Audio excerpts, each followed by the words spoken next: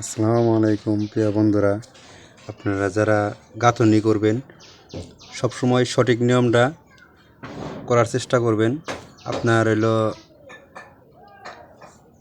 যারা গাঁথনি করবেন যখন মশলাটা দিবেন আপনারা তখন ওটা দেখবেন যে ওটা যেন হাফ ইঞ্চির উপরে যেন না হয়। এই মশলাটা হাফ ইঞ্চি থাকলে আপনার একটা গাঁথনির জন্য পারফেক্ট।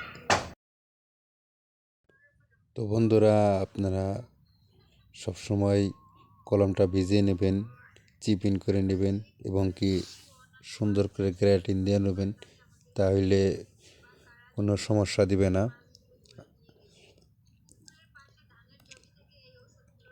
তো দেখেন বন্ধুরা আপনারা সবসময় লক্ষ্য করবেন যে এটা যেন ভিজা থাকে গাঁথনির সময়।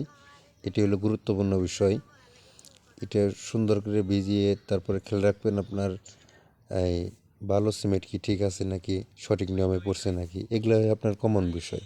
একটি গাঁথনির জন্য মশলা, ইটা, এগুলাই আপনার প্রয়োজনীয় জিনিস।